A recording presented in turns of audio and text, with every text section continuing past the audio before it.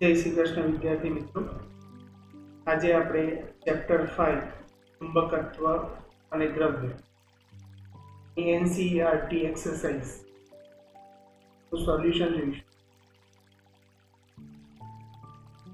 પ્રથમ 5.1 5.2 questions conceptual છે જેની ચર્ચા આપણે કરી નાખી. આપણે 5.3 થી શરૂઆત કરીએ. ક્વેશ્ચન છે એક નાના ગજિયા ચુંબકને તેની અક્ષ 0.25 ટેસ્લાના નિયમિત બાહ્ય ચુંબકીય ક્ષેત્ર સાથે 30 ડિગ્રીનો કોણ બનાવે તે રીતે મૂકતા તે 4.5 10⁻² જૂલ જેટલું ટોર્ક અનુભવે તો ચુંબકની મેગ્નેટિક મોમેન્ટ રિલેટેડ અહીંયા જે માહિતી આપી છે એમાં આપણે જોઈશું તો બી આપી દીધા છે, થીટા આપ્યા છે અને સાથે તો ટોર્ક આપી દીધા. શોધવું છે આપણે મેગ્નેટિક ડાયપોલ મોમેન્ટ. તો આપેલી માહિતી જોઈએ તો B = 0.25 ટેસ્લા, થીટા = 30 ડિગ્રી. કે થીટા એ કોની વચ્ચેનો છે એક નાની આકૃતિ દોરીને હું તમને સમજાવું. ટોર્ક આપ્યા છે 4.5 10⁻² જૂલ અને મેગ્નેટિક ડાયપોલ મોમેન્ટ શોધી. સિમ્પલ ક્વેશ્ચન છે, ફોર્મ્યુલા બેઝ ક્વેશ્ચન છે. ફોર્મ્યુલા મૂકીને સીધો જવાબ લાવી શકો છો તમે. પહેલા આપણે આન્સર લાવી દઈએ અને પછી વિચારીએ કે એક્ઝેક્ટલી આ ગોઠવણી કેવી હશે.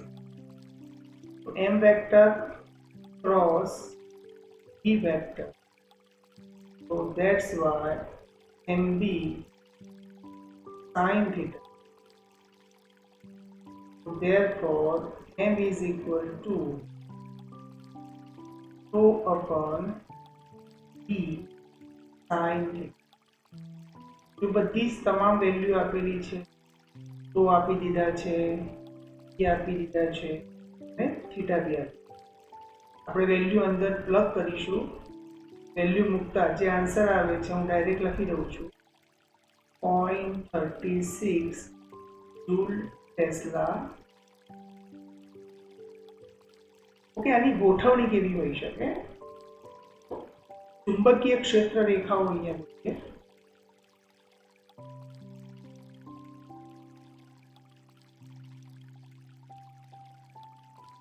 આ ચુંબકીય ક્ષેત્ર રેખાઓ સાથે એક ગજિયો ચુંબક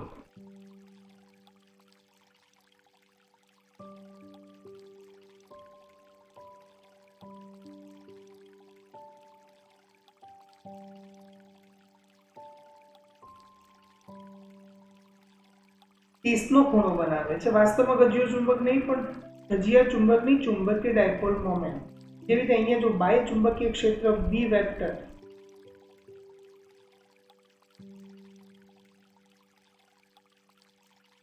આપણે સમક્ષિતિજ લીધું છે તો એનો મતલબ એમ થાય કે એની દિશા જોતા એમ ખ્યાલ આવે કે ઉત્તરમાંથી ઉપડે અને દક્ષિણમાં દાખલ થાય એટલે નોર્થ સાઉથ આવી રીતે હોય. અને જો ગજિયા ચુંબકના નોર્થ અને સાઉથ આવી રીતે હોય તો ગજિયા ચુંબકની ડાયપોલ મોમેન્ટ ઉત્તર તરફ હોય, ટુવર્ડ્સ n, ઉત્તર તરફ હોય. આની ડાયપોલ મોમેન્ટ m વેક્ટર અને આ b વેક્ટર વચ્ચેનો ખૂણો થીટા.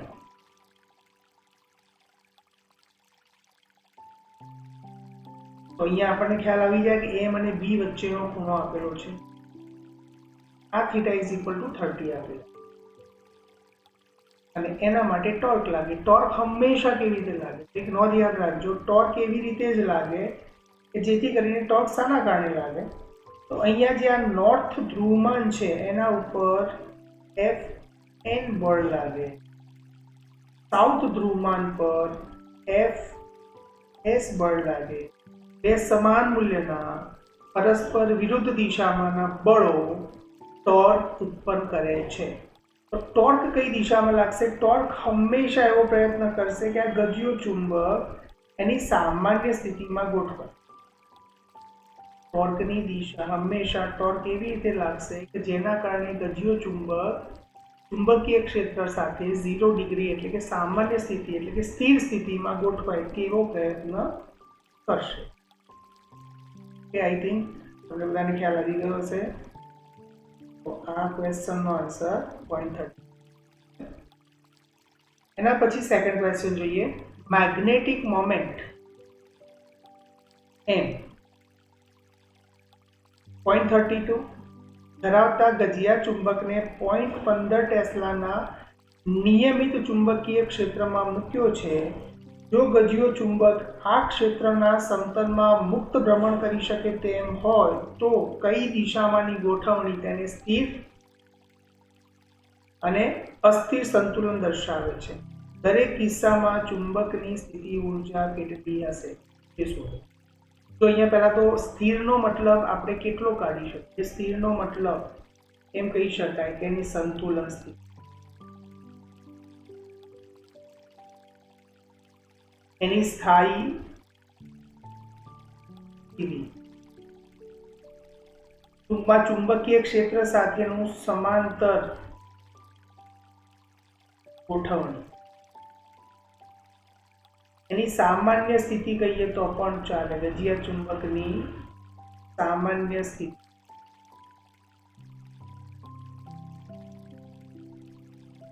અથવા એવું પણ કહી શકીએ કે એવી સ્થિતિ કે જ્યારે એની સ્થિતિ ઊર્જા લઘુત્તમ હોય. આટલા મિનિંગ સ્થિર ના કાઢી શકો તમે. એવી રીતે અસ્થિર સંતુલનનો મતલબ એવો થયો કે ઓકે, સ્થિર સ્થિતિમાં આમ વિચારવા જાઓ તો બી અને એમ વચ્ચેનો ખૂણો કેટલો બને? 0 ડિગ્રી. અસ્થિર સંતુલનની વાત કરીએ તો ત્યાં બેના વચ્ચેનો ખૂણો 180 ડિગ્રી બને. એમ અને બી વચ્ચેનો ડાયપોલ મોમેન્ટ અને ચુંબકીય ક્ષેત્ર વચ્ચેનો ખૂણો. ઓકે, અસ્થિર સંતુલનને આપણે સંપૂર્ણ અસ્થાયી, આવા શબ્દો ઘણીવાર અમુક રકમોમાં આપેલા હોય, તેના ઉપરથી તમને ભાવાર્થ ખ્યાલ આવવો જોઈએ. પ્રતિ સમાંતર,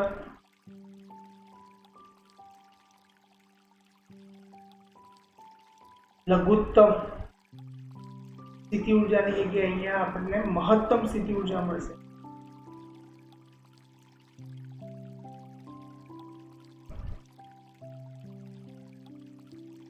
કે સ્થિતિ ઊર્જા સ્થિર સ્થિતિ હોય, 0 ડિગ્રી હોય, mb cos 0 થાય, માઇનસ mb, આમાં પ્લસ mb એટલે મહત્તમ સ્થિતિ ઊર્જા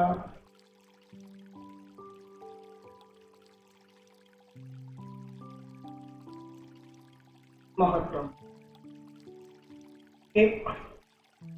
તો 1/1 આપણે વસ્તુ લઈ લઈએ. અહીંયા કઈ કઈ કિંમતો આપી છે જોઈ લઈએ. m is equal to 0.32 Joule Tesla inverse, E is equal to 0.15 Tesla, અને સ્થિર સ્થિતિ માટે પહેલી કન્ડિશન લઈ લઈએ. A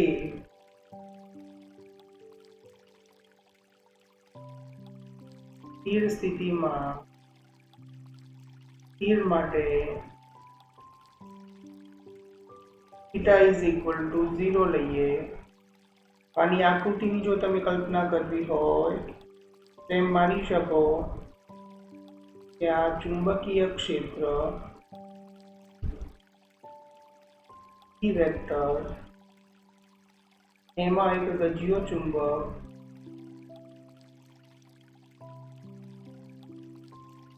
એનો નોર્થ સાઉથ અહીંયા, બાહ્ય જે ચુંબકીય ક્ષેત્ર છે એનો નોર્થ અને સાઉથ. તમે જોઈ શકશો કે ડાયપોલ મોમેન્ટની દિશા એમ વેક્ટરની દિશા આ બાજુ, બી ની પણ દિશા એ જ બાજુ. બંને વચ્ચેનો ખૂણો 0 થાય છે। હવે આ કન્ડિશનમાં આપણે જો સ્થિતિ ઊર્જા શોધવાનું કહ્યું છે તો સ્થિતિ ઊર્જાનું સૂત્ર U = -m vector dot b vector minus mb cos theta, થીટાની જગ્યાએ 0 માઇનસ mb બંને કિંમતો મૂકી દો 0.049 માઇનસ આવશે। માઇનસ એવું સૂચવે છે કે એ ઉર્જા લઘુત્તમ,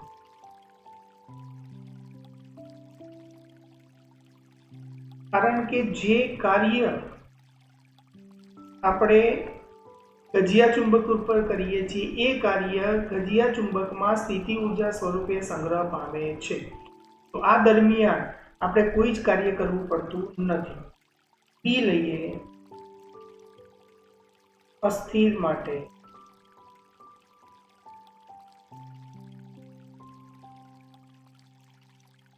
theta is equal to 180 degree.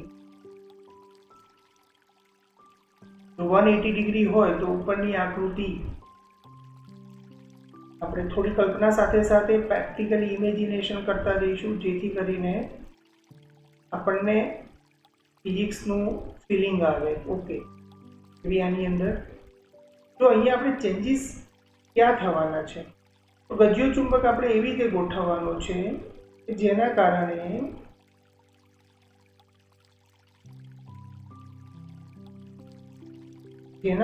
એની ચુંબકીય ડાયપોલ મોમેન્ટ જે ખરી એ બી થી વિરુદ્ધ દિશામાં આવે।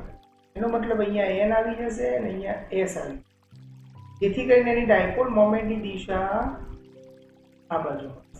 તો બી અને m વચ્ચેનો ખૂણો તમે જોઈ શકો છો,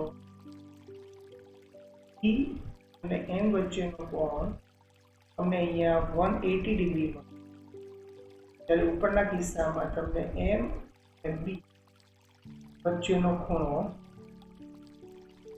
0 મળે।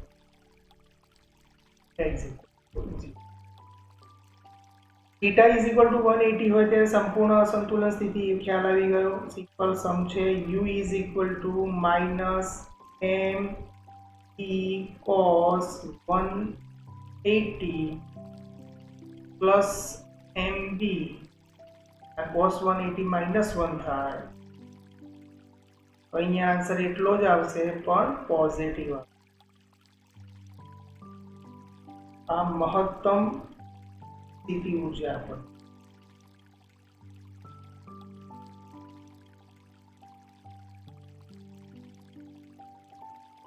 ખ્યાલ આવી ગયો છે। સિમ્પલ સમ છે બધા। 5.5 ખૂબ જ નજીક વીંટાળેલા 800 આંટા વાળા 2.5 ગુણ્યા 10⁻⁴ મીટર સ્ક્વેર એટલે ક્ષેત્રફળ આપી દીધું છે, 3 એમ્પિયર પ્રવાહ આપ્યો છે, કઈ રીતે ગજિયા ચુંબકની જેમ વર્તે છે?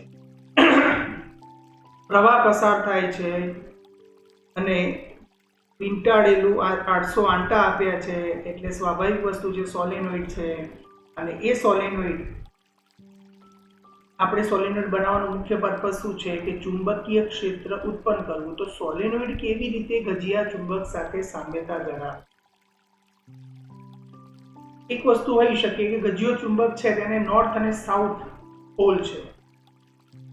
જો સોલેનોઇડને પણ નોર્થ અને સાઉથ પોલની આપણે કલ્પના કરી શકીએ તો કહી શકાય કે ભાઈ હા, સોલેનોઇડ પણ એ ગજિયા ચુંબકની જેમ વર્તે છે। પહેલા આપેલી માહિતી લખી દઈએ। n is equal to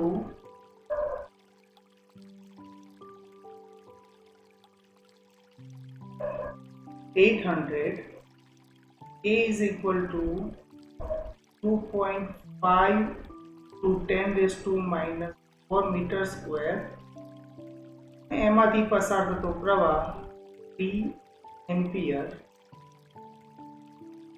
તો અહીંયા આપણને ગજિયા ચુંબકનું ડાયપોલ સોલેનોઇડનું ડાયપોલ મોમેન્ટ ms ગણીએ તો ms is equal two mi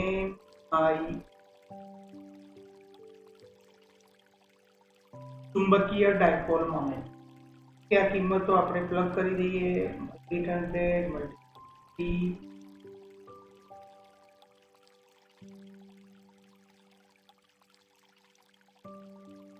આપણો આન્સર આવે છે 0.6. આના બે એકમ હોઈ શકે એમ્પિયર મીટર સ્ક્વેર, કારણ કે I નો એમ્પિયર, A નો મીટર સ્ક્વેર અને N ને એકમ હોય નહીં, અથવા જૂલ ટેસ્લા ઇન્વર્સ બંને એકમો ડાયપોલ મોમેન્ટ. ઓકે, હવે આપણને અહીંયા એમ બતાવવાનું છે કે સોલેનોઇડ કઈ રીતે ગજિયા ચુંબકની જેમ વર્તશે. સોલેનોઇડ કઈ રીતે ગજિયા ચુંબકની જેમ વર્તશે અને તેની સાથે સંકળાયેલી ચુંબકીય ડાયપોલ મોમેન્ટ. તો આપણે ચુંબકીય ડાયપોલ મોમેન્ટ તો મેળવી લીધી છે.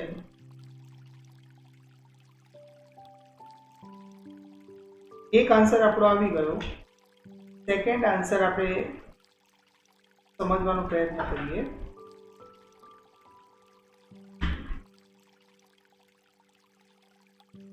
તો હું અહીંયા એક સોલેનોઇડ ડ્રો કરું.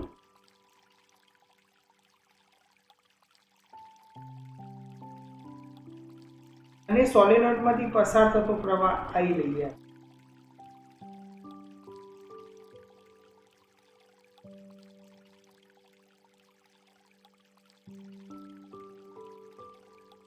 હવે આપણે એક સાઈડથી સોલેનોઇડને તમારી સામે, એનો આડછેદ તમારી સામે રહે એવી રીતે રાખતા કઈ સાઈડ, તો હું અહીંયા બતાવું તમને.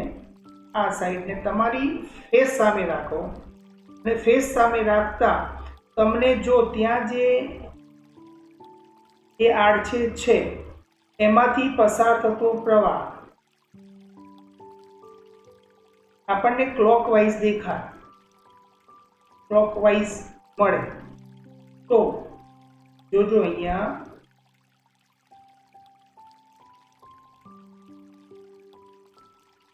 S બની ગયો. S મીન્સ એ સાઉથ પોલ તરીકે, દક્ષિણ ધ્રુવ તરીકે વર્તશે. જો કેવી દિશા હોય, સમઘડી દિશામાં પ્રવાહ પસાર થતો હોય તો.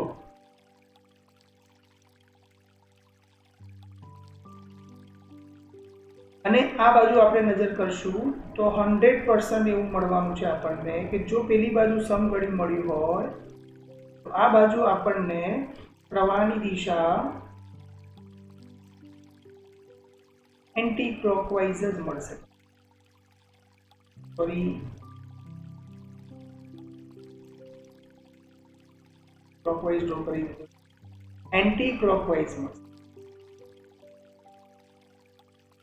જો એન્ટી ક્લોકવાઇઝમાં તમે જોશો તો અહીંયા N બને છે. એ નોર્થ પોલ તરીકે વર્તે, ઉત્તર ધ્રુવ તરીકે. સમઘડી અહીંયા વિષમઘડી, તો સમઘડી અને વિષમઘડીના આધારે પ્રવાહની દિશા આપણે નોર્થ પોલ અને નોર્થ પોલ સાઉથ પોલ નક્કી કરી શકીએ.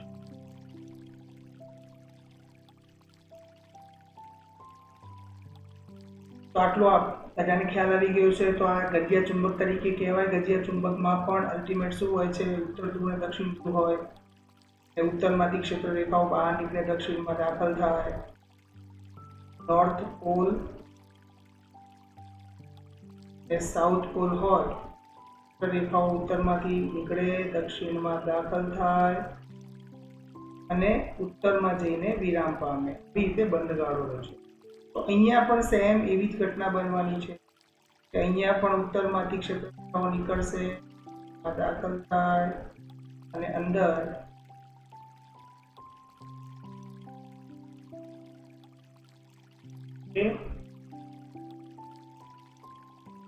ચાલો 5.6 માં ઉપરની જ રકમની મદદ લઈને થોડું આગળ વિચારવાનું છે. જેમાં એમ કહ્યું છે કે સ્વાધ્યાય 5.5માં એટલે કે ઉપરના દાખલામાં સોલેનોઇડ સિરોલમ દિશામાં મુક્ત ભ્રમણ કરી શકે તેમ હોય અને સમક્ષિતિજ દિશામાં 0.25 ટેસ્લા જેટલું નિયમિત ચુંબકીય ક્ષેત્ર લગાડવામાં આવે તો સોલેનોઇડની અક્ષ આપેલ ક્ષેત્ર સાથે 30 ડિગ્રીનો કોણ બનાવતી હોય ત્યારે તેના પર કેટલું ટોર્ક લાગતું હશે. ઓકે, ટોર્ક શોધવાના છે. મગજમાં સ્વાભાવિક રીતે વિચાર આવે કે torque is equal to m B sine theta.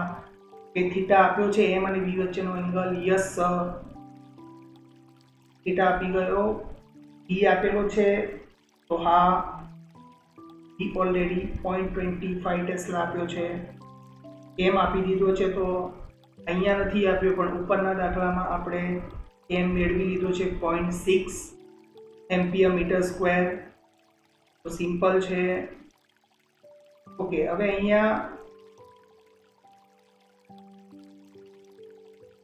કિંમત મૂકીને જવાબ લાવી દઈએ. E is equal to 0.25 tesla. theta is equal to 30 degree. એમ આપણે મેળવી લીધા છે ઉપર. ms is equal to 0.6 joule tesla inverse. Therefore torque is equal to mv sin theta. m.6 e 0.25 and sin 30. આનો answer 0.075 newton into metre.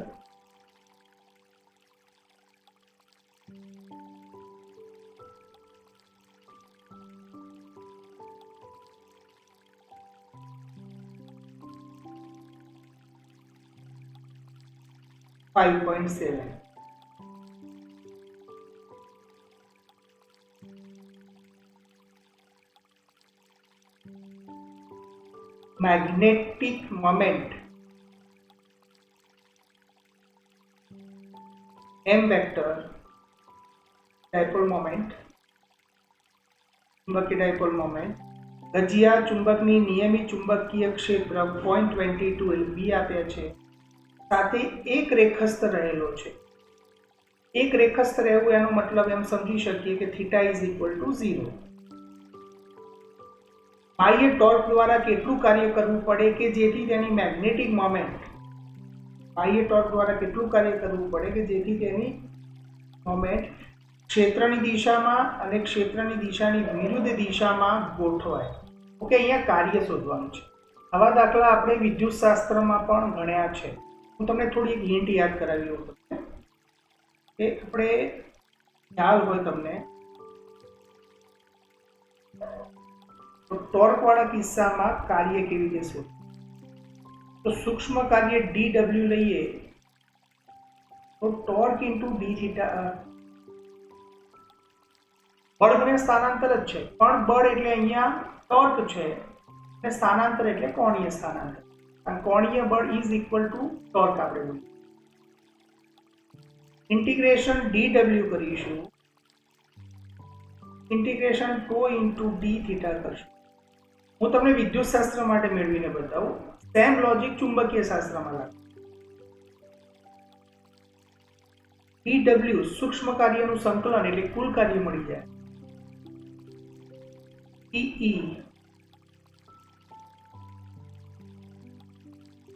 sin theta into d theta. PE common કાઢી નાખી.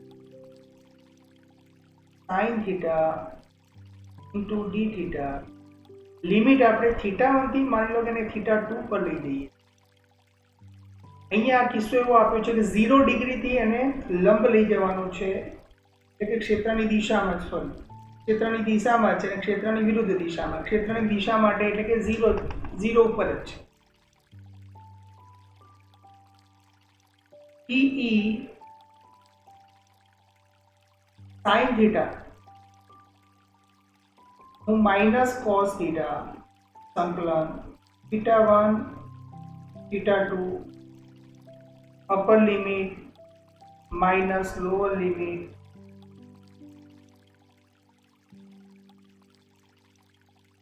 તો જ્યારે પણ કાર્ય શોધવાની વાત આવે ત્યારે ડાયરેક્ટ આપણે આ ફોર્મ્યુલા એપ્લાય કરતા હોઈએ છીએ cos θ1 આગળ લાવી દઉં માઇનસ cos θ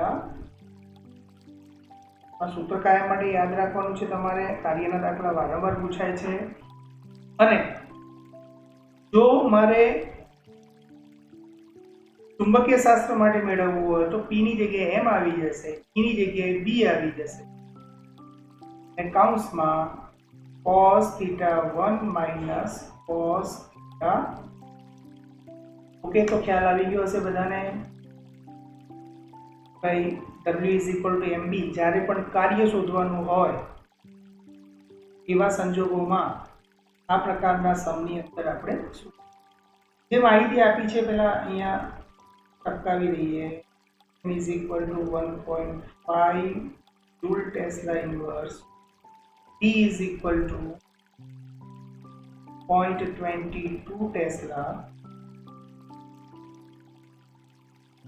હવે એ માટે આપણે ગણતરી કરીએ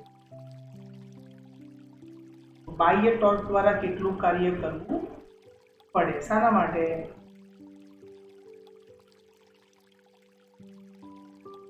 ક્ષેત્રની દિશામાં ગોઠવવા માટે ઓકે અહીંયા કન્ડિશન તો માંથી આમાં એક ક્ષેત્રની વિરુદ્ધ દિશા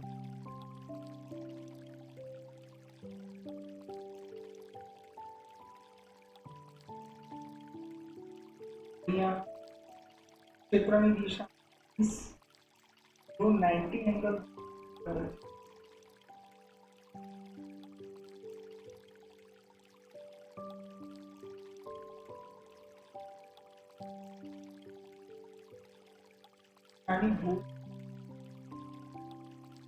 ક્ષેત્રની દિશામાં નહીં આવે ક્ષેત્રને લંબ દિશામાં એની એ દિશામાં ગોઠવવા માટે કોઈ કાર્ય કરવું પડતું હતું હું થોડો સુધારો કરું છું ક્ષેત્રની લંબ દિશામાં ક્ષેત્રની વિરુદ્ધ દિશા જો આકૃતિ દોરી કાઢીએ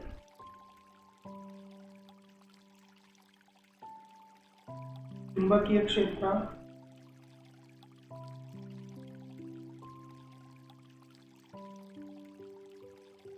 અને એની દિશાને લંબ એમ ગોઠવવાનો છે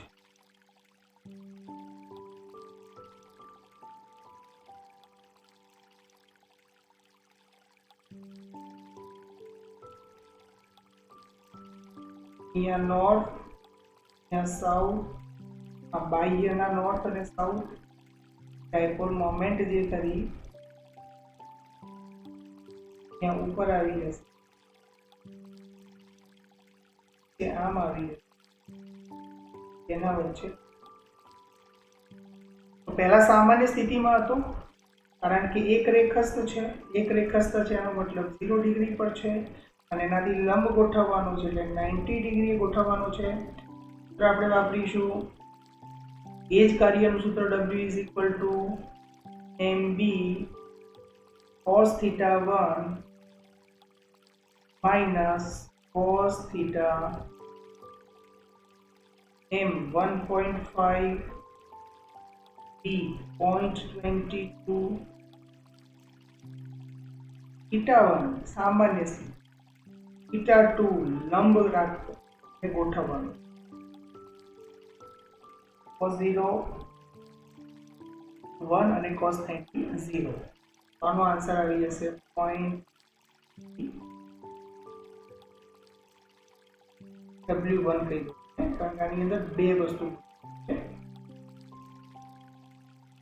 તો સેમ એવી રીતે આપણે વિચારીએ કે એને પ્રતિ સમાંતર ગોઠવવા માટે આની અંદર આ ફર્સ્ટ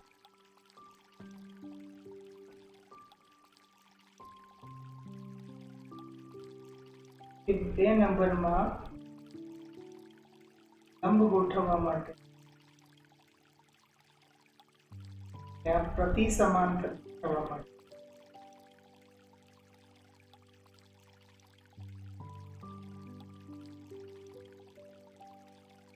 આ જે વિડીયો છે, વિડીયોની નીચે આ જે સોલ્યુશન છે એની પીડીએફ તમને મળી રહેશે. એ કોઈ મિત્રોએ પીડીએફ ડાઉનલોડ કરીને પણ જોવું હોય તો જોઈ શકો છો. નીચે ડિસ્ક્રિપ્શનમાં હશે. પ્રતિ સમાંતરમાં આપણે 0 થી પ્રતિ સમાંતર લઈ જવું છે.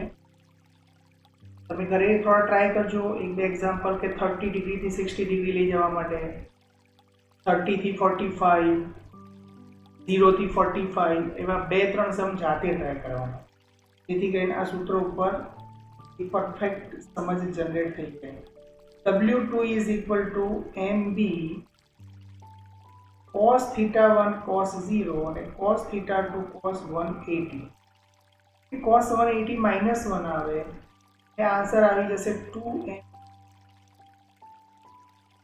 જે 0.33 છે એનાથી ડબલ આન્સર આવશે. W2 is equal to 0.66. Okay, હવે આપણે આગળ રકમમાં શું કહ્યું છે કે બી ની અંદર દિશાઓ 1 અને 2 માં ચુંબક પર લાગતું ટોર્ક કેટલું? 1 અને 2 માં ચુંબક પર લાગતું ટોર્ક, એ ટોર્ક શોધીએ. પ્રથમ કેસ 1, કેસ 2, તો એ રીતે નામ આપી દો. કેસ 1, કેસ 1 માં torque 1 is equal to mb sin, લંબ રાખવાનો છે ને 90, વેલ્યુ મૂકી દેશો તો 0.33, કારણ કે cos 90 કેટલા થઈ જવાના છે, આ sin 91 point newton into metre.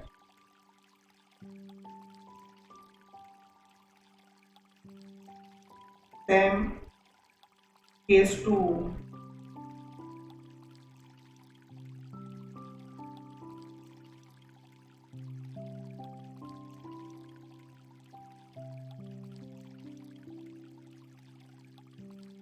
Torque 2 ક્યાં લઈ જવાના છે? પ્રતિ સમાંતર, MB sin 180. ટોર્ક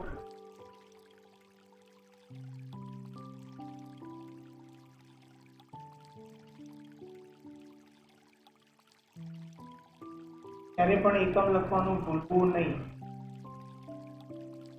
બોર્ડની એક્ઝામમાં એકમ નહીં લખ્યો હોય તો માર્ક્સ કપાઈ જશે. ઓકે, 5.8 જોઈએ આપણે. 200 આંટા અને 1.6 ઇન્ટુ 1.6 10⁻⁻4 મીટર સ્ક્વેર જેટલા આડછેદનું ક્ષેત્રફળ ધરાવતા એક સોલેનોઇડમાંથી 4 એમ્પિયર વિદ્યુત પ્રવાહ પસાર થાય છે. તેને કેન્દ્રમાંથી એવી રીતે લટકાવેલ છે જેથી તે સમક્ષિતિજ સાથે સમતલમાં ભ્રમણ કરી શકે. ટૂંકમાં એને સેન્ટરમાંથી હેંગ કરેલો છે, લટકાવેલો છે, જેથી કરીને આરામથી મૂવ થઈ શકે છે, ભ્રમણ કરી શકે. નંબર 1, સોલેનોઇડ સાથે સંકળાયેલ મેગ્નેટિક મોમેન્ટ કેટલી હશે? એમ શોધવા છે. તો અહીંયા જુઓ, ms is equal to n આઈએ, આપણી પાસે m ના બે સૂત્રો છે, ખબર છે ને?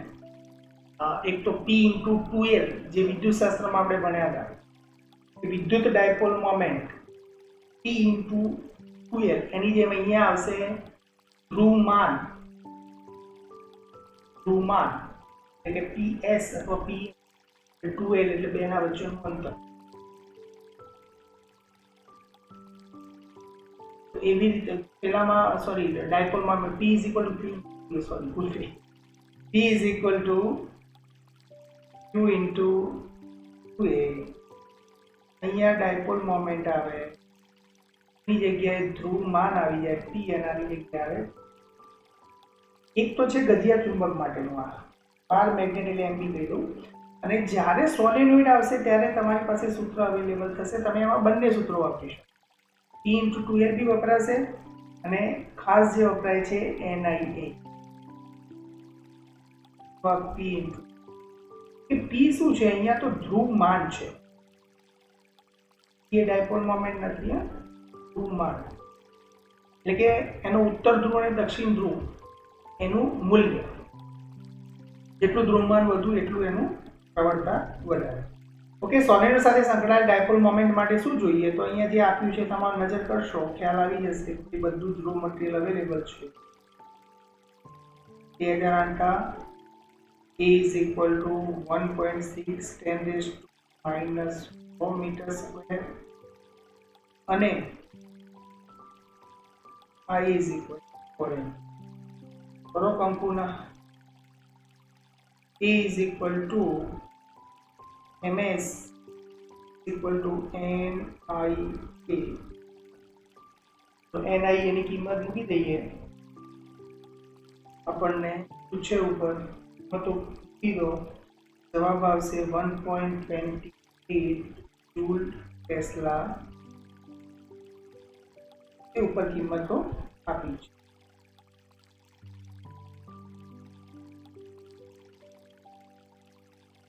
સેકન્ડ નંબરમાં, જો સોલેનોઇડની અક્ષ સાથે 30 ડિગ્રીનો કોણ બનાવતી દિશામાં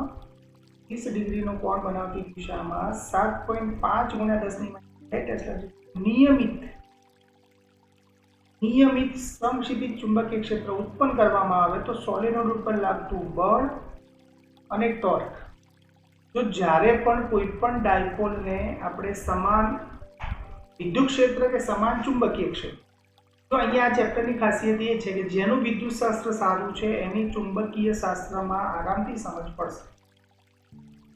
ઘણી બધી સિમિલારિટી જોવા મળે છે, લોજિકલ સિમિલારિટી. ભૌતિક રાશિઓ બધી જુદી છે પણ એક એના પાછળ કન્સેપ્ચ્યુઅલ જે થોટ કરવાની છે એ બધી સિમિલર છે. 7.5 ટેસ્લા સમાન ચુંબકીય ક્ષેત્ર છે, નિયમિત ચુંબકીય ક્ષેત્ર કીધું છે એટલે નિયમિત ચુંબકીય ક્ષેત્રમાં યાદ કરો વિદ્યુત ડાયપોલને મૂકતા હતા તો વિદ્યુત ડાયપોલ પર ટોર્ક જ લાગતું હતું, પરિણામી બળ લાગતું નહોતું. એ લોજિક સેમ અહીંયા લાગશે કે જો અહીંયા હું એક ચુંબકીય ક્ષેત્ર ડ્રો કરું,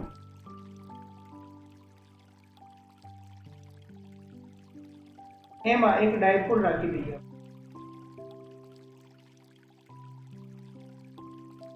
ડાયપોલ મીન્સ ચુંબકીય સોલેનોઇડ.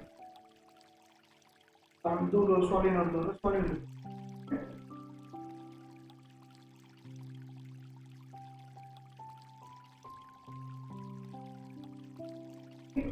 હવે આ સોલેનોઇડ ની ડાયપોલ મોમેન્ટ સપોઝ આ નોર્થ છે, સાઉથ છે, ડાયપોલ મોમેન્ટ m વેક્ટર કઈ બાજુ આવશે, v વેક્ટર ક્યાં જાય છે,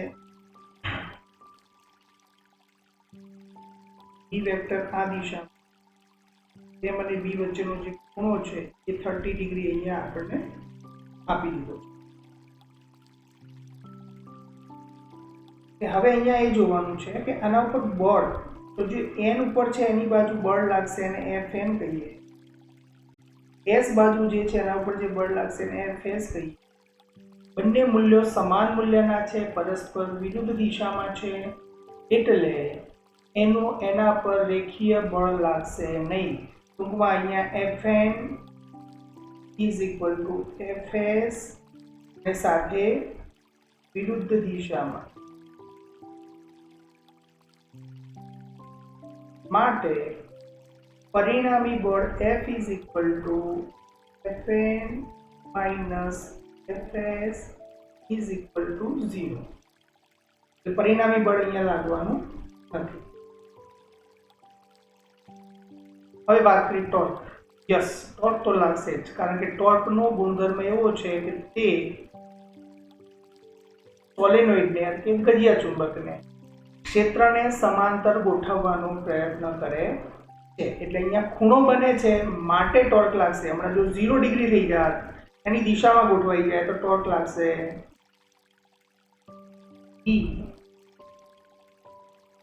ટોર્ક શોધી કાઢીએ. Torque is equal to mv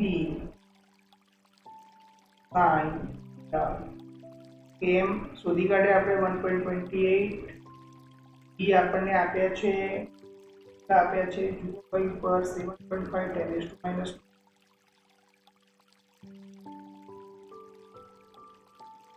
into sin 30 એ કિંમતો મૂકી દો જવાબ આવી જશે 48 10⁻³ સાદું ફોર્મ્યુલો કે જૂલ અદરવાઇઝ ન્યૂટન મીટર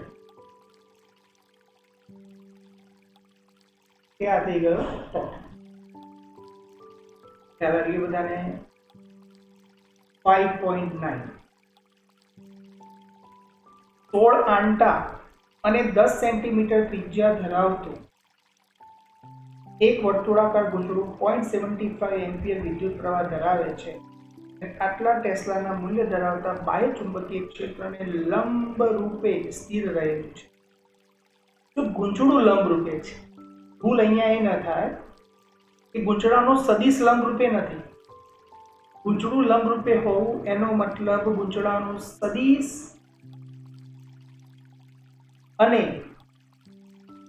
વિદ્યુત ક્ષેત્ર ચુંબકીય ક્ષેત્ર બંને વચ્ચેનો ખૂણો 0 થવો. તો અહીંયા આંટા કેટલા આપ્યા છે? આંટા આપી દીધા છે n જે આપી દીધી છે r = 10 centimetre means 10⁻⁻1 meter. I is equal to 0.75 ampere. B is equal to 5 into 10⁻² Tesla. એક ગૂંચળું લંબ રૂપે રહેલું છે અને ગોઠવણી કરું તો તમને ખ્યાલ આવે, ભૂલ ન પડે એટલા માટે કહું છું. ઘણીવાર લંબ રૂપે શબ્દ સાંભળીને આપણે સીધું આપણા મગજમાં કહેવાય ને રસ ફૂટવા લાગે. લંબ રૂપે છે તો અહીંયા તમે વિચારો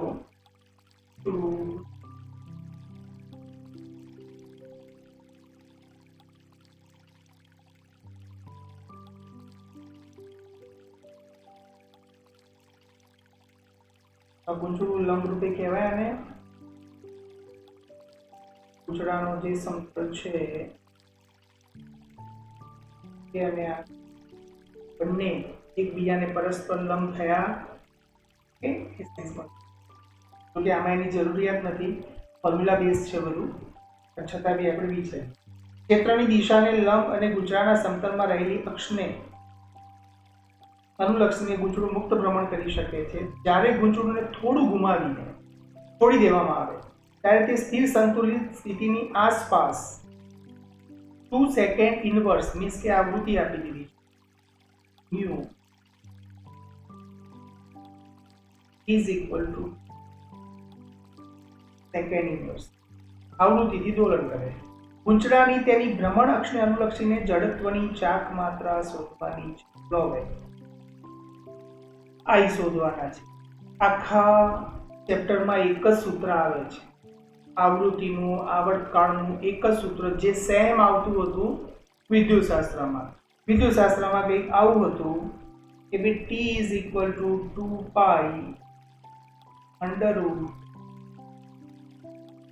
√I/T.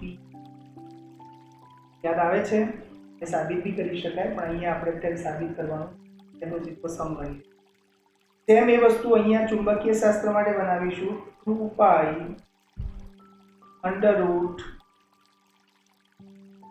√I/N. જોને યાદ રાખવાનું ફંડા છે. ઘણીવાર જે ભૂલ થાય છે ને એ અહીંયા એવી થઈ જાય છે કે આવૃત્તિ મ્યુ લખીએ ત્યારે 1/2π √MB/IR, કારણ કે આવૃત્તિને આવર્તકાળ બંને એકબીજાના વ્યસ્ત છે. એટલે લખવામાં ઘણીવાર એમ થઈ જાય આઈ ઉપર આવે કે નીચે આવે, એવી ભૂલો થાય. પણ આપણે ટી યાદ રાખીએ. ટી એટલે TI, આવો મતલબ યાદ. જો ટી આવે ને ત્યારે આઈ ઉપર મૂકી દે, બાકી તો સૂત્ર આપણને યાદ જ હોય. પણ જે ભૂલ પડે છે ને ઘણીવાર અંશ અને છેદમાં મૂકવાની ભૂલ પડી જાય કે ભાઈ આઈ ઉપર લખો નીચે લખો. તો એ ક્લિયર, આપણે એક જ સૂત્ર યાદ રાખવાનું, આવૃત્તિનું સૂત્ર તો બનાવી નાખો.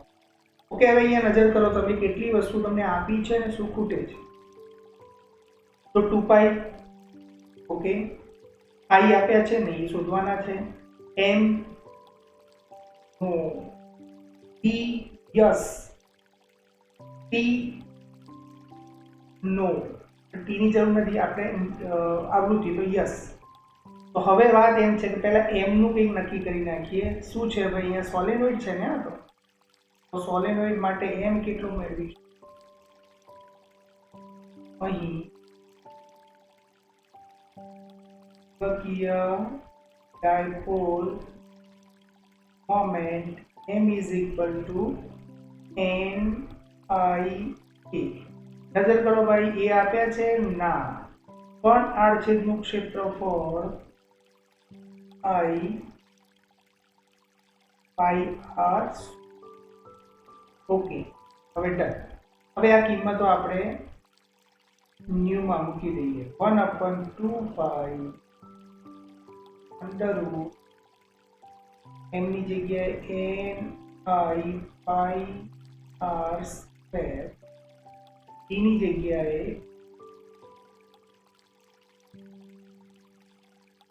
તો બંને બાજુ સ્ક્વેર કરી લઈએ. u સ્ક્વેર પણ 1/4π square ni pi r square 1. જો અહીંયા એક i માં મિસ્ટેક થઈ શકે છે પ્રવાહને બંનેમાં, તો થોડી સંજ્ઞા ચેન્જ કરી નાખી. આ જે i છે બદલી સ્મોલ i કરી, એટલે થોડી ચાક માત્રામાં પણ i આવે છે. i ને સ્મોલ i કરી દઉં, સ્મોલ i કરી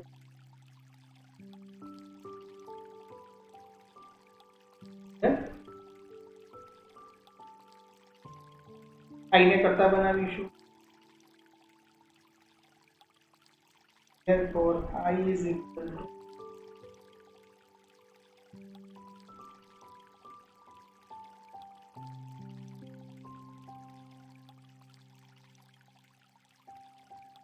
u square. એ કેન્સલ થાય છે, જુઓ તો એક પાઈ નીકળે છે.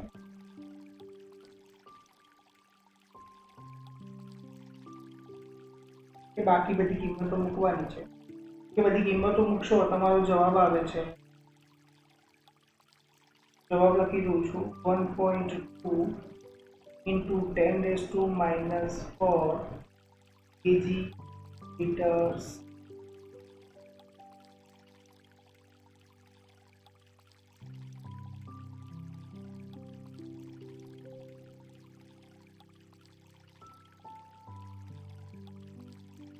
Okay, now 5.10. મેગ્નેટિક મેરિડિયનને સમાંતર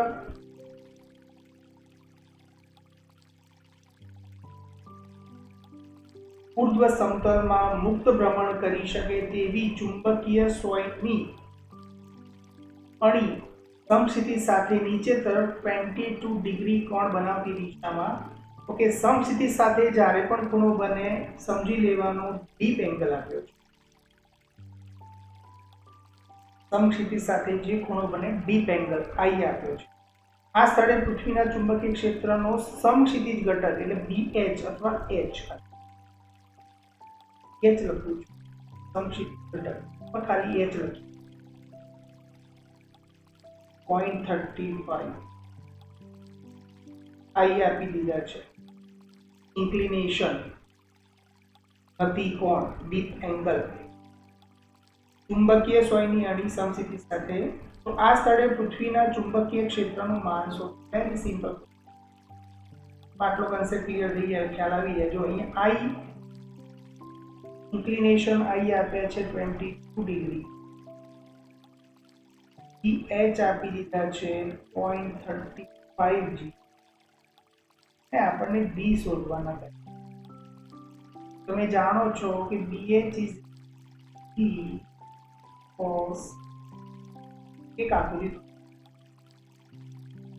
એક મેગ્નેટિક મેરિડિયન, જ્યારે ડીપ એંગલની વાત કરી હોય ત્યારે સમજી લેવાનું એક મેગ્નેટિક મેરિડિયન દોરું. મેગ્નેટિક મેરિડિયનમાં એમ માની લઈએ આપણે આ મેગ્નેટિક મેરિડિયન,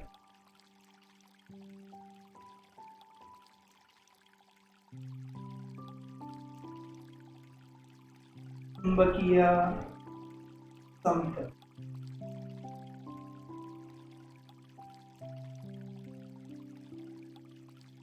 આની અંદર જે સોય જે છે એ આપણને કહ્યું છે ને ચુંબકીય સોય. જે ચુંબકીય સોય છે એ નમેલી છે.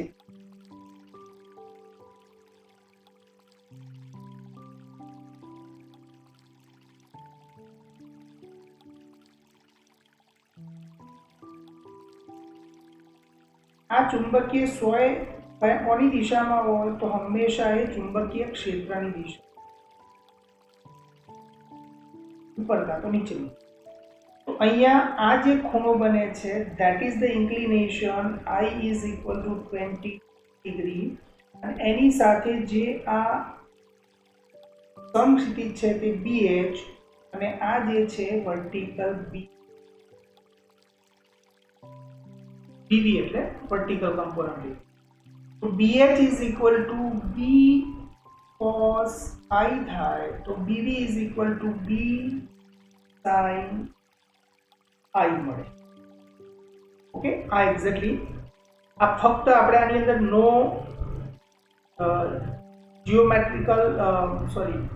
જીઓગ્રાફિકલ મેરિડિયનની કોઈ વાત નથી કરી, ભૌગોલિક મેરિડિયનની કોઈ વાત નથી. ફક્ત આપણું ધ્યાન જ્યારે પણ ઇન્ક્લિનેશનની વાત કરી હોય ત્યારે આપણું ધ્યાન ફક્ત ક્યાં જશે? મેગ્નેટિક મેરિડિયન ઉપર જ જશે. તો સિમ્પલ પહેલા દાખલો ગણી કાઢીએ. તો આની અંદર B ફાઇન્ડ કરવા છે તો B is equal two H upon cos. BH કેટલા આપ્યા છે? 0.35 અને cos 20. ઓકે, cos 22 છે તો તમારે નેચરલ કોસાઇન નો ઉપયોગ કરવો પડશે, કાં તો નેચરલ સાઇનની મદદથી પણ તમે. જો એ નથી અને તમારે રેન્ડમલી નક્કી કરવાનું થાય તો કેવી રીતે લોજિક લગાવો? તો તમારે એમ વિચારવાનું કે cos 0 1 cos 30 √3/2 means 1.7/2 is 0.5. હવે જો તમને ખ્યાલ છે કે cos એ કેવું છે? ઘટતું વિધેય છે. તો અહીંયા 22 ફાઇન્ડ કરવા છે, એનો મતલબ એના 3 ભાગ કરે ને, 10 20 30 3 ડિવિઝન કરે. તો 0.85 થી લઈને 1 વચ્ચેનો ગાળો કેટલો છે? 0.15 છે, 0.85, 0.90, 0.95 અને 1. તો એ 3 ગાળા છે, એમાં 0.20 આવી ગયા. એનો મતલબ શું થઈ ગયો? જે આન્સર આવવાનો છે એ કેટલો થશે? 0.5 પ્લસ કરશું આપણે 5 અને થોડા વધારે, એનો મતલબ 0.92 સમથિંગ આવશે. તો હજી ખ્યાલ આવી બધાને? 0.32. અને આ જે જવાબ ખરો એ 1 અને 0.85 ની વચ્ચે 0.15 નો ગાળો છે, અને 0 થી 30 વચ્ચે 10 10 10 10 ડિગ્રી 10 ડિગ્રી 10 ડિગ્રી. એટલે અહીંયા cos 22 શોધવા છે. 0.85 માં હું થોડું એડ કરું કારણ કે આમ ઘટતું વિધેય છે ને, એટલે આપણે 0.22 શોધવા છે. એટલે કેટલા થશે? 0.85 90 92 સમથિંગ જવાબ આવશે. જે આવે પછી એટલે તમને નિયર એટ આન્સર મળી શકે. Is equal two 0.38 cos. એ આપણો આન્સર આવ્યો.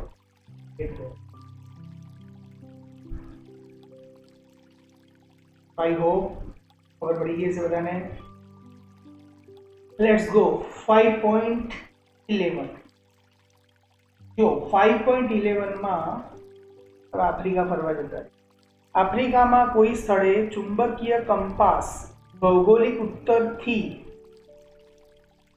12 ડિગ્રી પશ્ચિમ તરફ દર્શાવે છે. નમન વર્તુળની ચુંબકીય સોયના ઉત્તર ધ્રુવની અણીને મેગ્નેટિક મેરિડિયન સમતલમાં રાખતા સમક્ષિતિજ સાથે ઉત્તર તરફ 60 ડિગ્રી કોણ બનાવે છે. ઓકે, જો આની અંદર એક આકૃતિ દોરી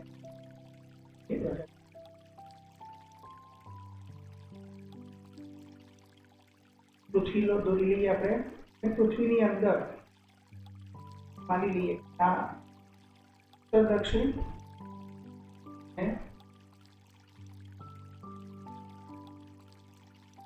ભૌગોલિક ઉત્તર, ભૌગોલિકને જીઓગ્રાફિકલ નોર્થ કહીએ એટલે એને લખી દો ભૌગોલિક દક્ષિણ અને ભૌગોલિક ઈસ્ટ, ભૌગોલિક. ઓકે, અહીંયા ચુંબકીય સોયની શું કન્ડિશન? તો ચુંબકીય સોય એ ઉત્તર સાથે, ભૌગોલિક ઉત્તરની સાથે 12 ડિગ્રી પશ્ચિમ તરફ. અહીંયા જે કલ્પના કરો કે એક ચુંબકીય સોય છે,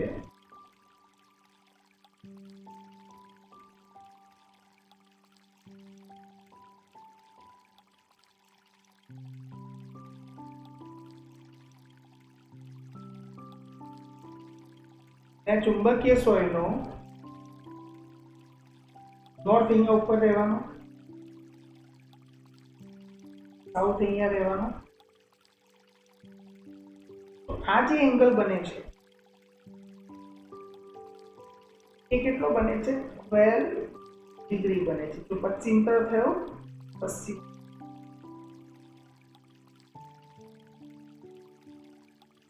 ખ્યાલ આવે છે ને? આ ઉત્તર છે, આ દક્ષિણ છે, આ પશ્ચિમ છે અને આ પૂર્વ છે. સોરી,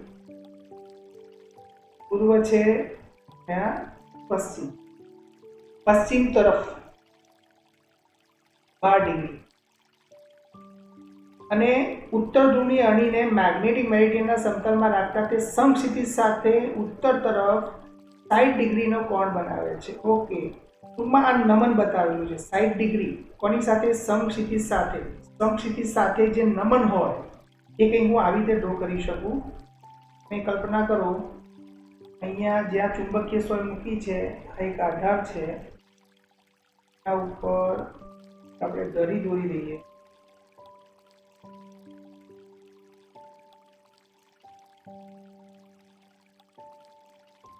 એની ઉપર ચુંબકીય સોય રાખેલી.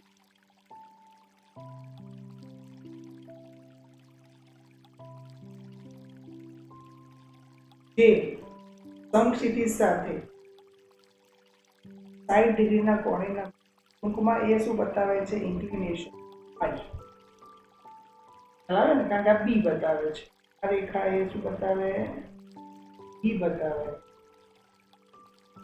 તો આ એચ થઈ ગયા. અહીંયા નીચે તરફ હમણાં જ મેં તમને સમજાવ્યું. ક્લિયર? ખ્યાલ આવી ગયો? તો આઈ તમને આપેલા છે અને આ જે છે બે સમતલો વચ્ચેનું થઈ ગયું એટલે એને ડેક્લિનેશન કહેશું. આ ડેક્લિનેશન આપે. ભાઈ જે માહિતી આપી છે તમને ખ્યાલ આવી ગઈ? આપી દીધું છે ડેક્લિનેશન. તો ડેક્લિનેશન એટલે બે સમતલો વચ્ચેનો ખૂણો. કયા બે સમતલો? ભૌગોલિક સમતલ અને ચુંબકીય સમતલ વચ્ચેનો ખૂણો. E = 12 ડિગ્રી આપે છે અને ડીપ એંગલ પ્રતિકોણ I 30 ડિગ્રી આપ્યા છે અને સમક્ષિતિજ ઘટક પૃથ્વીના ક્ષેત્રનો સમક્ષિતિજ ઘટક એટલે કે સમક્ષિતિજ ઘટક EH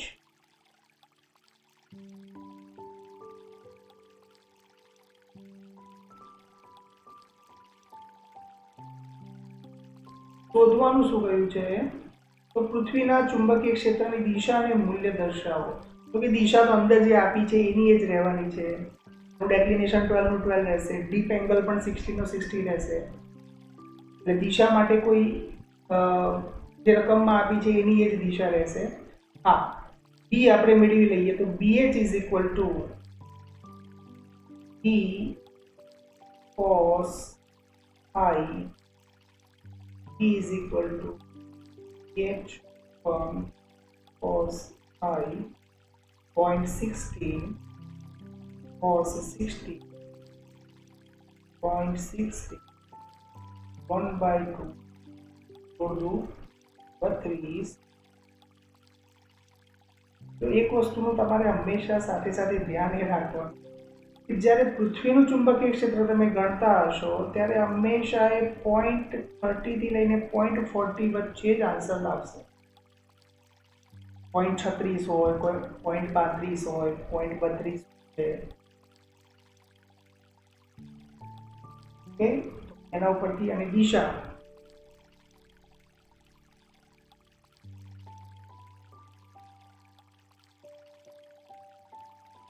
ઉપર જે રકમમાં લખ્યું છે એનું એ જ લખી દેવાનું. ભૌગોલિક ઉત્તરથી આનો પોર્શન લખી દેવાનો. ભૌગોલિક ઉત્તરથી 12 ડિગ્રી તરફ અને સમસ્થિતિ સાથે ઉત્તર તરફ 60 ડિગ્રી બનાવે. 5.12 એક નાના ગજિયા ચુંબકને magnetic moment 0.48 joule tesla inverse એમ આપી દીધા છે. ચુંબકના કેન્દ્રથી 10 સેન્ટીમીટર અંતરે ચુંબકની અક્ષ પર, કે હવે અક્ષ અને વિષુવ સેમ કન્સેપ્ટ આવી ગયો પાછો આગળ વિદ્યુતશાસ્ત્રમાં ભણ્યા હતા. અક્ષ પરના કોઈ બિંદુ પાસે અને વિષુવ રેખા પરના કોઈ બિંદુ. વિષુવ રેખાના લંબ દ્વિભાજક ઉપર ચુંબક વડે ઉત્પન્ન થયેલા ચુંબકીય ક્ષેત્રની દિશા અને મૂલ્ય.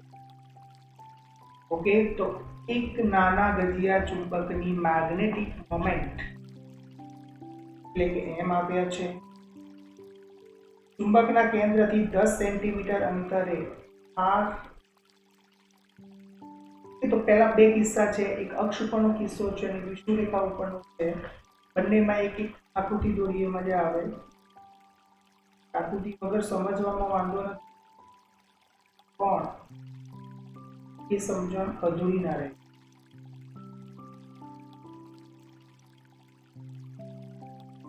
ગજિયો ચુંબક ઉત્તર, દક્ષિણ, આ એનું કેન્દ્ર, કેન્દ્રથી તેની અક્ષ ઉપર 10 સેન્ટીમીટર અંતરે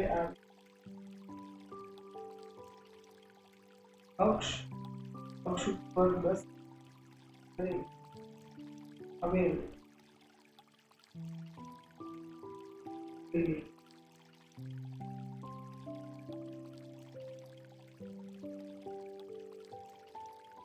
R is equal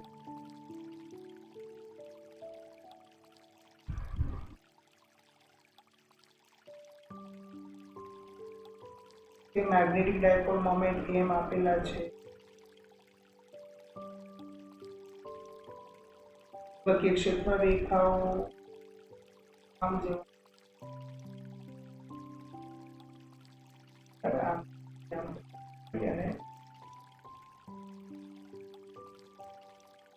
તો અહીંયા આપણે સિમ્પલ અક્ષ ઉપરનું ચુંબકીય ક્ષેત્ર છે તેનું નામ આપણે BA આપી દઈએ.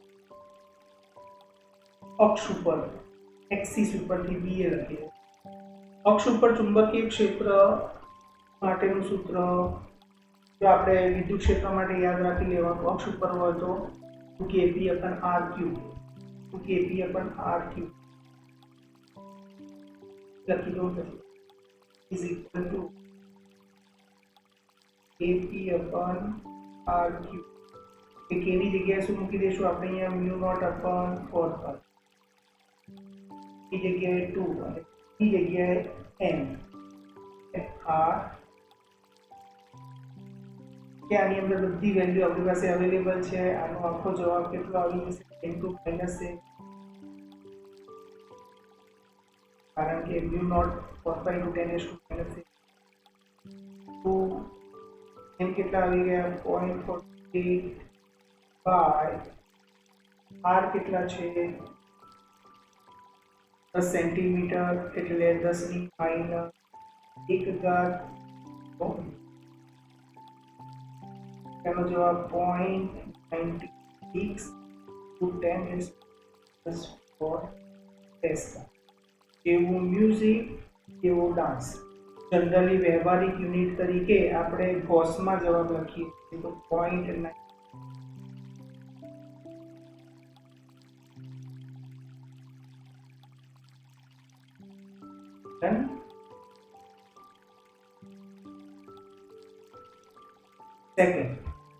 સેકન્ડમાં વિષુવ રેખા માટે વિચાર. એમ આની જ વસ્તુ લઈએ પણ એની વિષુવ રેખા ઉપરનું કોઈ એક બિંદુ લઈએ. વિષુવ રેખા આ જ આકૃતિ દોરો. વિષુવ રેખા પર 10 સેન્ટીમીટર અંતરે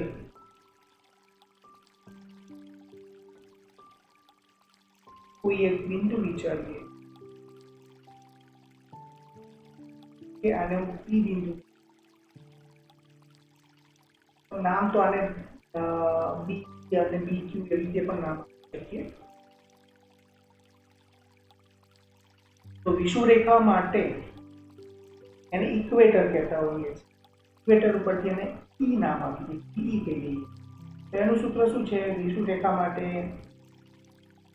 is equal to -kp/r3. અહીંયા મૂલ્ય શોધવાનું છે. દિશાની વાત પછી કરીએ. ચુંબક વડે ઉત્કર્ષ વડે અને મૂલ્ય. દિશાની વાત કરું તો અહીંયા ચુંબકીય ક્ષેત્ર B અને M વચ્ચેનો ખૂણો કેટલો થાય છે? M વેક્ટર વચ્ચે 0 થાય છે. બીજી વસ્તુ કાની દિશા કઈ તરફ રહેવાની છે? ઉત્તર.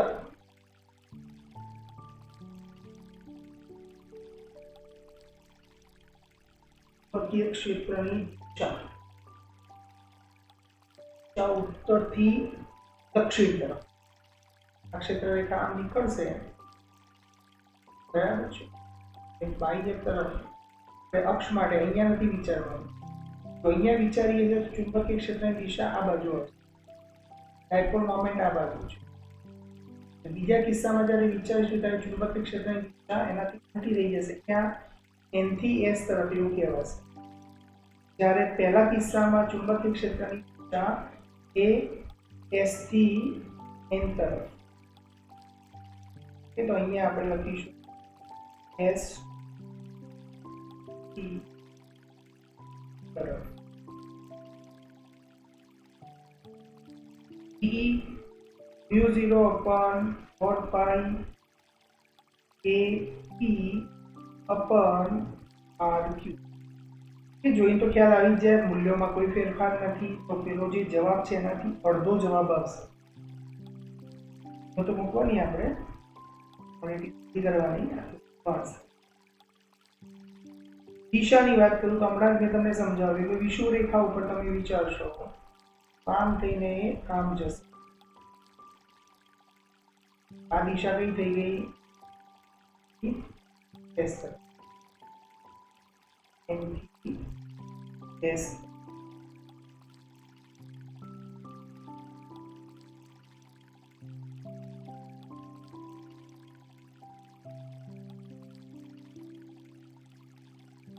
તો 5.30 આપણો ગણેલો જ છે થોડો.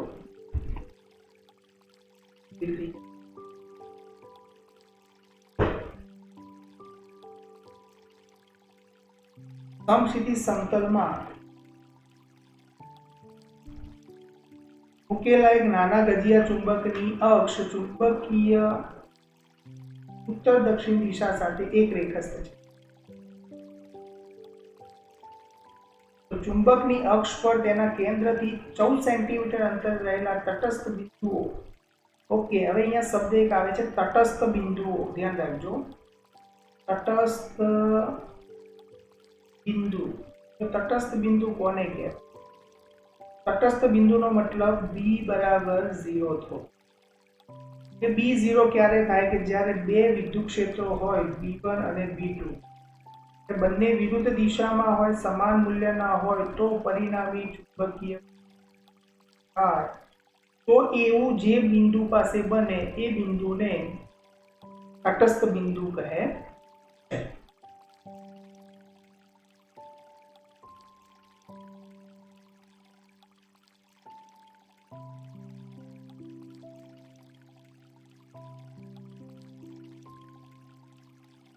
તટસ્થ બિંદુ માટે અહીંયા પેલી ગોઠવણી આપણે જોઈ લઈએ. એક ચુંબકીય ક્ષેત્ર મૂક્યું છે. જો આમ નોર્મલી આપણે ચુંબકીય ક્ષેત્ર અત્યાર સુધી હું આમ આડી રેખાઓ વડે દર્શાવ્યું છે, અહીંયા અમે ઊભી રેખાઓ વડે દર્શાવ્યું છે. આ ચુંબકીય ક્ષેત્ર રેખાઓ છે, ચાર જે દોરી છે એની અંદર એક ગજિયો ચુંબક મૂકી દીધો છે.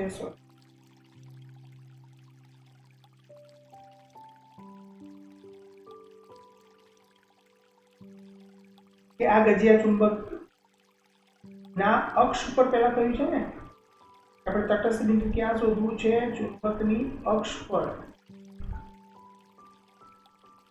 તટસ્થ બિંદુ મળે છે, કહી દીધું છે. તો 14 સેન્ટીમીટર અંતરે. ઓકે, ક્યાં મળશે? તો તમારે વિચારવાનું એ છે કે જ્યાં ક્ષેત્ર બે વિદ્યુત ક્ષેત્રો પરસ્પર વિરુદ્ધ હોય ત્યાં.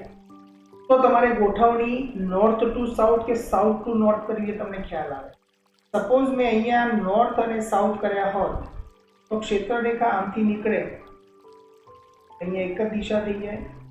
અક્ષ ઉપર બાહ્ય ચુંબકીય ક્ષેત્ર છે, BH પણ એ દિશામાં છે, આ બી એ દિશામાં છે. તો આવી કન્ડિશનમાં તટસ્થ બિંદુ અક્ષ ઉપર મળશે નહીં. તો મારે અહીંયા S વિચારવા પડે ને અહીંયા N વિચારવા પડે.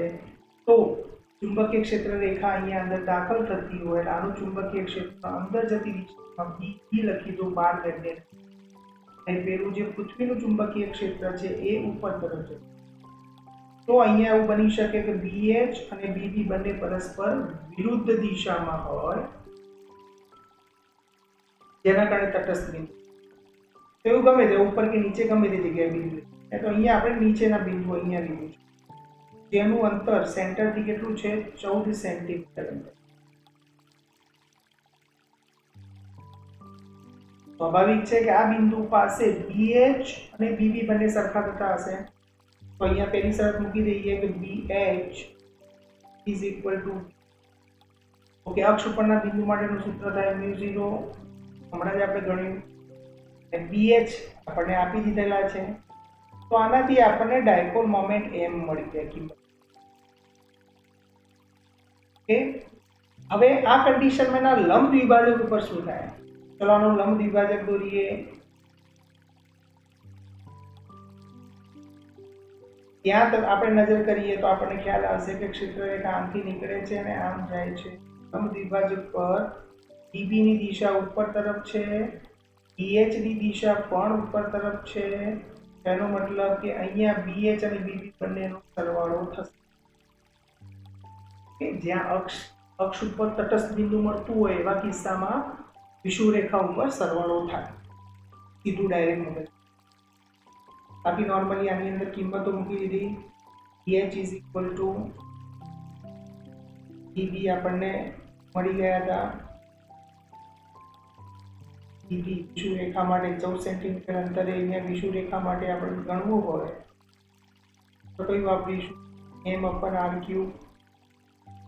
અક્ષ માટે કયું વાપર્યું? 2m/r3. 0.18 cos આવી ગયા. ઓકે, બંનેનો સરવાળો કરી નાખો એટલે તમને જવાબ મળી જશે. એવું ને એવું અહીંયા એમ કહ્યું છે બંને સમક્ષેત્રી. ઓકે, આ સમની અંદર જે કહ્યું છે આપણને મળી જાય. હવે નીચે બીજો સમ છે એના ઉપરથી જ છે. જો સ્વાધ્યાય 5.13 માં ગજિયા ચુંબકને 180 ડિગ્રી જેટલો ઘુમાવવામાં આવે તો નવા તટસ્થ બિંદુઓ ક્યાં અને કેટલા અંતરે? જો એ ફરી એકવાર આની અંદર હું આકૃતિ દોરી. આજે હાલ દોરી રહ્યો છે શું છે તમને આઈડિયા આવી ગયો હશે. પૃથ્વીનું ચુંબકીય ક્ષેત્ર.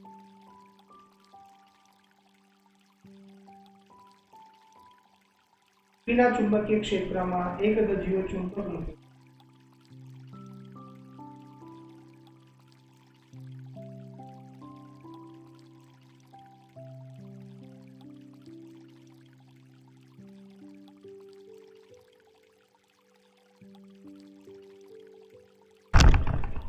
આ ગજિયા ચુંબક નો ઉત્તર દક્ષિણ, જો પેલા પૃથ્વીનો ઉત્તર દક્ષિણ આપણે નથી, એન અહીંયા છે,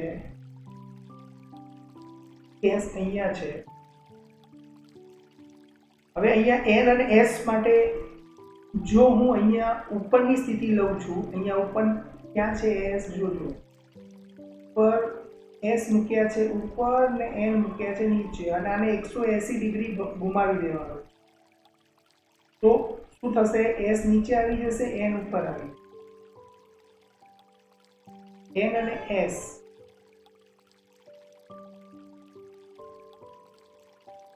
આવી રીતે મળશે.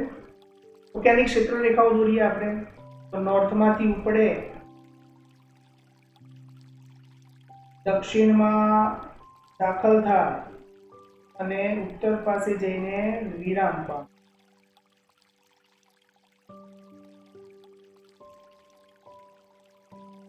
તો નવા તટસ્થ બિંદુઓ ક્યાં અને કેટલા અંતરે મળશે? અહીંયા મજાની વસ્તુ એ થઈ જાય છે કે તમે ગજિયા ચુંબકને ગુમાવી દીધું, એનાથી પૃથ્વીનું કોઈ ચુંબકીય ક્ષેત્ર ગુમાઈ જવાનું નથી. પૃથ્વીનો ચુંબક તો જ્યાં છે ત્યાં જ રહેવાનો છે. તો ક્ષેત્ર રેખાઓ ઉપર જાય છે તો ઉપર તરફ જ જવાની છે પૃથ્વી રેખાઓ, બરાબર. અને BH લખતા હોઈએ છે કારણ કે ના સમક્ષિતિજ ઘટકો જ આ બધી ઘટનાઓ માટે જવાબદાર છે. બીવી કોઈ રોલ કોઈ ભાગ ભજવતો નથી, એટલે બીવી લેતા નથી. તો અહીંયા કયો બિંદુ છે? અક્ષ ઉપર કોઈ બિંદુ મળે છે કે જ્યાં બે વિદ્યુત ક્ષેત્રો વિરુદ્ધ દિશામાં હોય. કયા બે વિદ્યુત ક્ષેત્રો? પૃથ્વીનું વિદ્યુત થઈ જાય છે. ચુંબકીય ક્ષેત્રો કયા બે વિરુદ્ધ દિશામાં હોય? પૃથ્વીનું ચુંબકીય ક્ષેત્ર અને બાર મેગ્નેટ ગજિયા ચુંબકનું ચુંબકીય ક્ષેત્ર વિરુદ્ધ દિશામાં આવે એવું બિંદુ શોધી કાઢો. એવું બિંદુ તમને ક્યાં મળશે? તો તમે અહીંયા વિચારો અક્ષ ઉપરના કોઈ બિંદુ પાસે, તો ત્યાં તો બી ઉપર જવાના છે, એચ પણ ઉપર છે. એક કન્ડિશનમાં તો સરવાળો થવાનો. જ્યારે આ બિંદુ પાસે તમે વિચારો વિષુવ રેખા ઉપરનું કોઈ વિષુવ રેખા ઉપરનું કોઈ એક બિંદુ, તો ત્યાં ચુંબકીય ક્ષેત્ર જે બાર મેગ્નેટ મળે છે, જ્યારે પૃથ્વીનું ચુંબકીય ક્ષેત્ર છે ઉપર તરફ મળે છે. અહીં પોસિબલ છે કે એની વિષુવ રેખા પરના કોઈ બિંદુ પાસે BB અને BV બંને BH અને બંને વિરુદ્ધ દિશામાં હશે.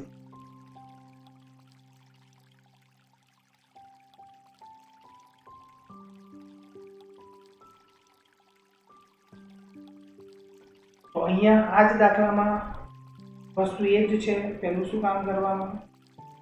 BH અને BV ને સરખા થાય તટસ્થ બિંદુ માટે.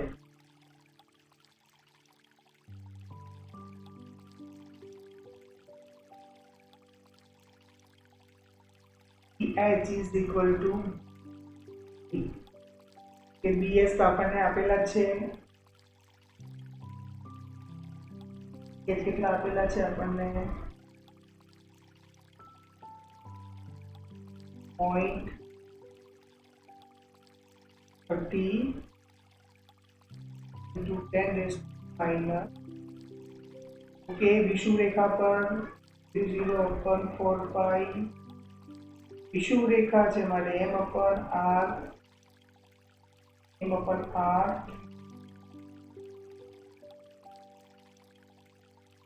કે હવે અહીં આપણે r શોધવાનું છે કે કેટલા અંતરે. આપણી પાસે r નથી, બાકી બધી કિંમતો છે. તો આની વેલ્યુ તો કેટલી આવી જશે? 10⁻⁷. ગજિયો ચુંબક નથી બદલ્યો એટલે ડાયપોલ મોમેન્ટ ઉપર જે મેળવી એની એ જ આવશે કે 0.49.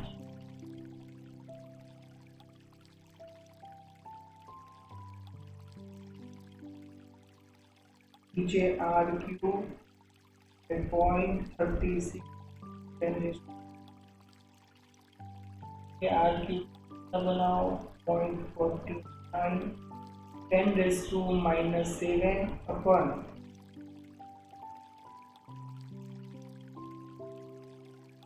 કે ઘનમૂળ શોધતા તમને બધાને આવડે છે, તમે લોગ એન્ટી લોગ પણ વાપરી શકો છો, જો જરૂર પડે તો મને કહેજો, હું શીખવાડી દઈશ.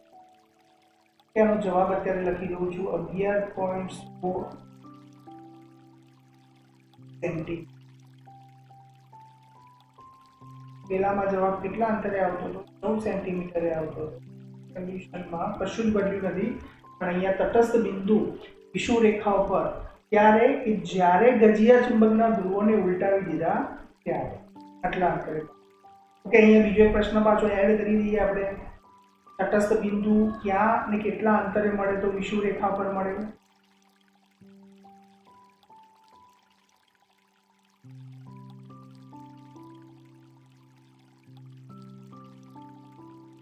કે હવે બીજું એમ એડ કરી આની અંદર કે અક્ષ ઉપર કેટલું ચુંબકીય ક્ષેત્ર?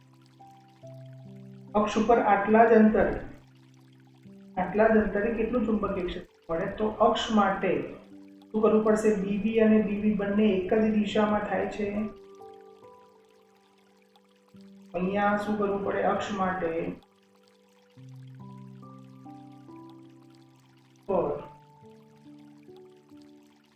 ચુંબકીય ક્ષેત્ર એસ તો છે સાથે બીબી માં શું કરવાનું? આ જે મળ્યું વિષુવરેખા ઉપર એના કરતા ડબલ થાય. વિષુવરેખા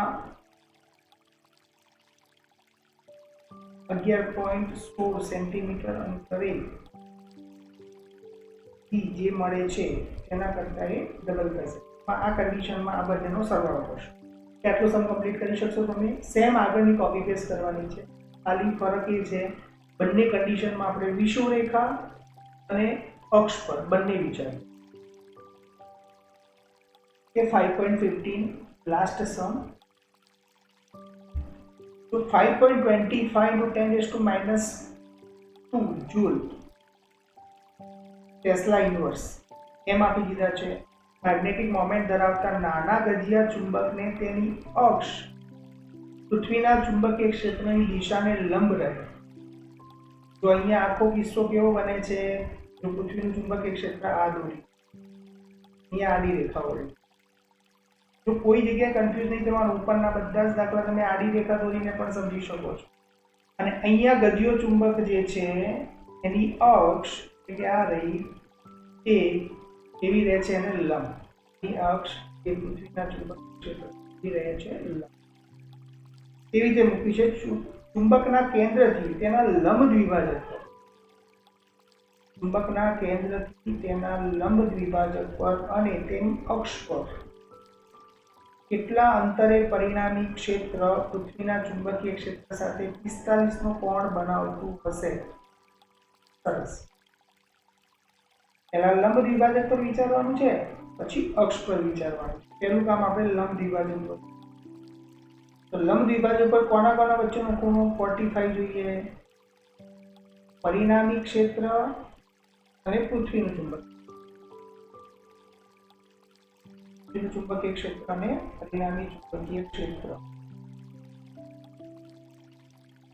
તો અક્ષ ઉપરનું કોઈ બિંદુ, લંબ દ્વિભાજક ઉપરનું બિંદુ લઈએ આપણે. તો અહીંયા જો આ આકૃતિમાં તમે જોશો તો આ ગજિયો ચુંબક છે એનો લંબ દ્વિભાજક આ રહ્યો. લંબ દ્વિભાજક ઉપરનું એક બિંદુ લઈ લીધું. હવે આ બિંદુ પાસે તમે આપણે જોઈએ કે ગજિયા ચુંબકનું ચુંબકીય ક્ષેત્ર કઈ દિશામાં જાય છે?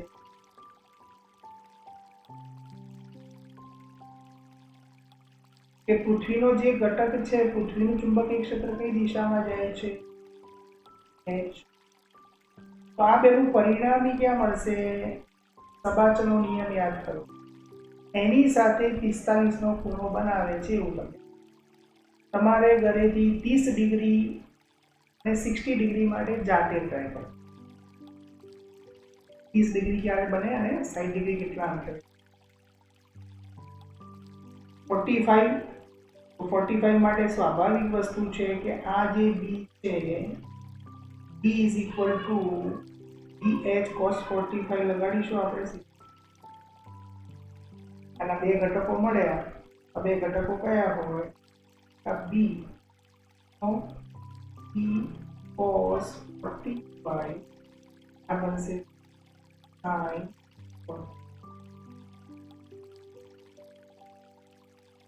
ઓકે, તમને તો BH મળી જાય આનાથી આપણને BH મળી જાય.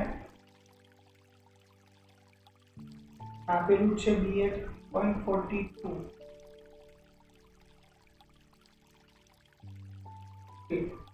પૃથ્વીનું ચુંબકીય ક્ષેત્ર આપ્યું છે આ સ્થળે આટલું છે. ગણતરીમાં અંતરની સરખામણી ચુંબકની લંબાઈ અવગણો. કઈ અવગણીશું તો થશે. હવે છે M આપી દીધા છે, B આપી દીધા છે. B ઉપરથી આપણે BH શોધી કાઢ્યા. B આપી દીધા છે, ઉપરથી આપણે BH પર શોધી કાઢ્યા. કારણ કે cos 45 1 by root cos 45 1 by root 45.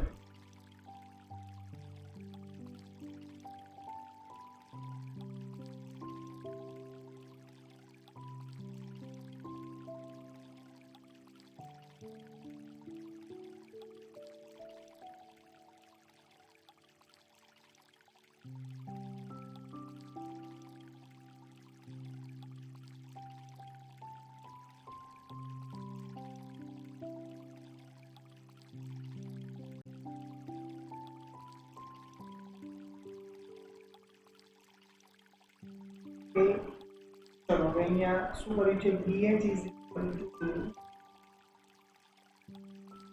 cos 45.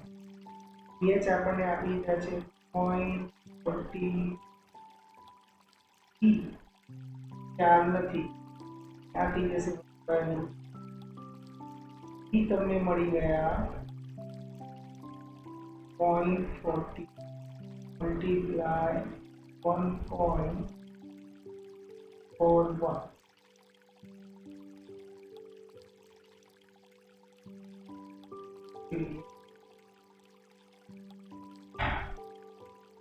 Zero point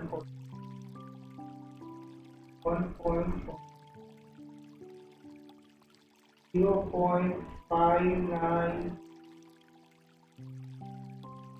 cos.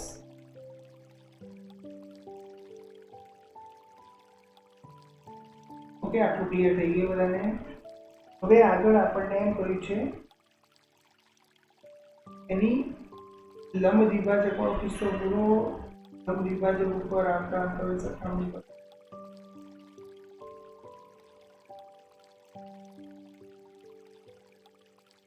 એ લંબ દ્વિભાજક ઉપર છે એટલે આપણે સૂત્ર લગાડીશું BB is equal to B sin 45. અંતર R શોધવાનું છે આપણે. ઓકે, અંતર R શોધવા માટે આ BB નું સૂત્ર પકડી લઈશું. આ BB ના સૂત્રમાં 0.45 m upon r cube. કારણ કે વિષુવ રેખા છે એટલે આ મૂકીશું. એની અંદર r ને બાકી બધી વેલ્યુ છે તો m આપી દીધા છે આપણને.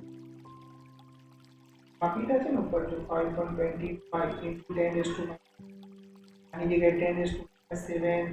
b આપણે ઓલરેડી b by root 2 કરીને આપણને મળી જશે b is equal to b by root 2. એટલા જ મળશે 0.42. અને 45 ડિગ્રી જ્યારે પણ બને ત્યારે બેના મૂલ્યો સરખા રહેવાના. sin 45 cos 45 બંને સમાન મળવાના છે. BH અને BD બંને સરખા જ મળશે. ક્લિયર અહીંયા? તો r cube is equal to આપણને r cube ને કરતા બનાવે. r cube નો જવાબ જે આપણો આવે છે એ લખી દઉં 5 centimetre. r is equal to 5 centimetre. સાદું થોડું ચાલે છે. ઓકે, એના પછી સેકન્ડ કહ્યું છે કે અક્ષ ઉપર કે કયું બિંદુ મળે. તો અહીંયા એક વસ્તુ કરી, અક્ષ ઉપર આપણે વિચારીએ તો અક્ષ ઉપર છે તો ચુંબકીય ક્ષેત્ર રેખા BB ક્યાં જાય છે? ઉપર. કે BS તો આમ જ જાય છે પૃથ્વીના ચુંબકીય ક્ષેત્ર. આ બે વચ્ચે જે પરિણામી ચુંબકીય ક્ષેત્ર મળશે B આમ મળવાનું. એ BH સાથે 45 નો ખૂણો બનાવે છે. સેમ એ જ કન્ડિશન બનવાની છે, એ જ રિઝલ્ટ મળવાનું છે. ફરક એટલો પડશે કે જ્યારે તમે બી અક્ષ ઉપરનું બિંદુ લેવાનું છે, આ અક્ષ ઉપરનું બિંદુ છે માટે અહીંયા 2m આવશે. જે ઉપરના સમીકરણમાં આપણે m લખતા હતા એ અહીંયા આવી જશે μ0 upon 2m આવશે. કેમ? કારણ કે અક્ષ ઉપરનું, બાકી કિંમત એવી જ છે. ઓકે, ચાલો જય શ્રી કૃષ્ણ બધાને.